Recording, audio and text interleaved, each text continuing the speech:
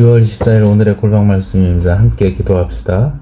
주님께서 주시는 생명의 강가에 늘 있기 원합니다. 주의 인도하심으로 이끌림 받아 주께서 계시는 그 나라에 주님과 함께 동행하기 원하며 영원히 주님을 섬기는 그 기쁨의 나라에 있기 원하나이다. 우리가 믿음으로 고백하고 성령으로 확증받았으니 의심하지 않고 주님을 믿는 그 믿음 가운데 늘 거하게 하여 주시옵소서. 예수님의 이름으로 기도합니다. 아멘. 오늘의 말씀은 요한복음 7장 37절에서 44절 말씀입니다. 명절 끝날 곧 큰 날에 예수께서 서서 외쳐 이르시되 누구든지 목마르거든 내게로 와서 마시라. 나를 믿는 자는 성령의 그 이름과 같이 그 배에서 생수의 강이 흘러나오리라 하시니 이는 그를 믿는 자들이 받을 성령을 가리켜 말씀하신 것이라. 예수께서 아직 영광을 받지 아니하셨으므로 성령이 아직 그들에게 계시지 아니하시더라. 이 말씀을 들은 무리 중에서 어떤 사람은 이 사람이 참으로 그 선지자라 하며 어떤 사람은 그리스도라 하며 어떤 이들은 그리스도가 어찌 갈릴리에서 나오겠느냐.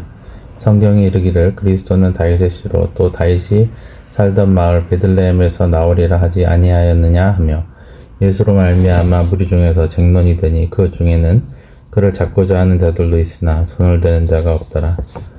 초막절이 끝나는 날, 그러니까 안식일과 같은 날이었는데 예루살렘에 모인 유대인들은 성전에 모여서 하나님께 예배하였습니다. 그날은 온 무리가 함께 성전에 7번 실로암에서 길어온 물을 성전 계단에 부어서 물이 많은 날이었지요. 명절이 끝날 곧 큰 날에 예수께서 서서 외쳐 이르시되 누구든지 목마르거든 내게로 와서 마시라. 나를 믿는 자는 성경의 이름과 같이 그 배에서 생수의 강이 흘러나오리라 하셨습니다. 물이 넉넉하지 않은 나라에서 물이 솟아나고 또 물가에 거하고 물에 관한 비유가 있는 것은 낙원을 의미하는 것이었고 복을 의미하는 것이었습니다. 예수님은 그들에게 생명수를 주시고 그 물은 그들의 몸속에서 솟아나는 생과 같이 되어서 다시 목마르지 아니하실 것이라고 약속하신 것입니다. 그리고 이 말씀은 그들에게 장차 임할 성령 하나님이 그들에게 베푸실 은혜를 나타낸 것입니다.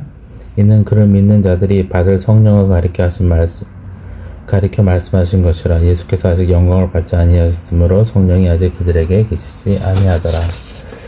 예수님은 하나님께서 성령을 보내주셔서 성령 하나님이 백성들과 함께 거하게 되면은 다시 목마르지 아니하실 것, 그리고 하나님으로 인하여서 또 구원으로 인하여서 기갈하지 아니할 것을 그들에게 알려주시는 것입니다. 예수님께서 아직 영광을 받지 아니하셨다는 것은 부활하지 않으신 것을 말하고요. 부활하신과 동시에 예수님은 하나님께 구하였던 그 성령이 백성들과 함께할 것이라는 것을 이미 알고 계셨습니다. 그리고 사람들은 곧 예수님의 이 말씀의 의미를 알고 반응합니다. 이 말씀을 들은 무리 중에서 어떤 사람은 이 사람이 참으로 그 선지자라 하며, 그 선지자라는 표현은 모세가 신명기에서 하나님께 구했던 이스라엘의 구원자에 대한 예언을 의미하는 것입니다. 모세는 자신의 죽음 이후에 하나님께서 이 백성들을 구원할 선지자를 보내달라고 간구하였고 하나님은 그러겠다고 약속하셨으며 사람들은 그를 그리스도라고 믿고 기다리고 있었습니다. 또 어떤 사람은 그리스도라 하며 어떤 이들은 그리스도가 어찌 갈릴리에서 나오겠느냐. 성경에 이르기를 그리스도는 다윗의 씨 또 다윗의 살던 마을 베들레헴에서 나오리라 하지 아니하였느냐 하며, 그렇지만 갈릴리에서 사역을 많이 하셨고 또 갈릴리에 거주하셨던 예수님의 전력 때문에 사람들은 예수님께서 베들레헴에서 나신 것을 알지 못했습니다. 심지어 예수님이 갈릴리에 사실 때는 제자들조차 나사렛에서 온 예수님이라고 말하였고 거기서는 선한 것이 나올 수 없다, 그리스도가 올 수 없다라고 말하였던 것이죠. 그들은 예수님이 어디에서 태어난 것에 관해서는 별 관심이 없었나 봅니다. 물어보지도 않았던 것이죠.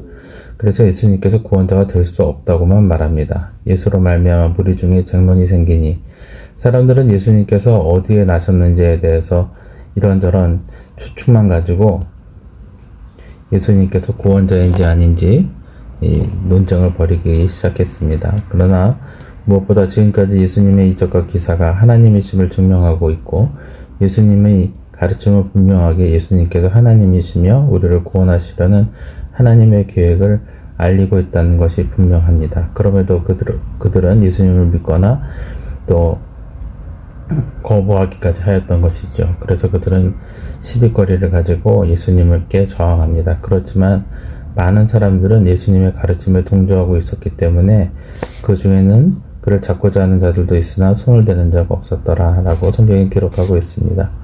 예수님을 잡으려는 그들에게는 이것은 외적인 방해 요인으로만 보입니다.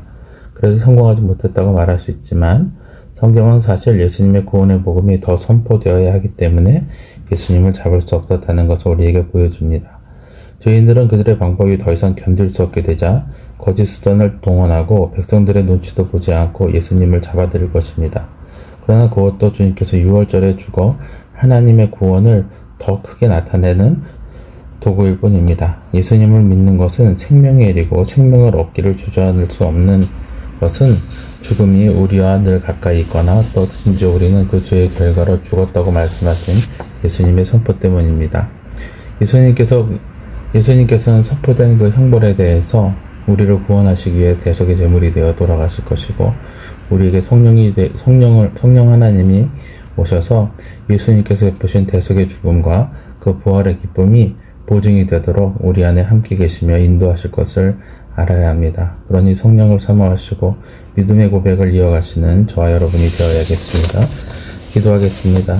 살아계시며 역사하시는 하나님 아버지의 은혜가 우리에게 있음을 감사하며 주님께서 우리에게 주시는 그 놀라운 은혜가 우리를 살게 하는 것임을 알게 하여 주시옵시고 우리의 고백이 늘 성령 하나님의 인도하신 가운데 있게 하여 주시오며 그러므로 세상 누구에게도 주님이 살아계시며 역사하시는 구원자시라는 것을 온전히 선포하게 하여 주시옵소서. 우리가 그것을 분명히 알고 우리 안에 가짐으로 주님으로 받은 그 구원의 기쁨이 다시는 영적인 갈급함이 되지 않을 것을 믿습니다.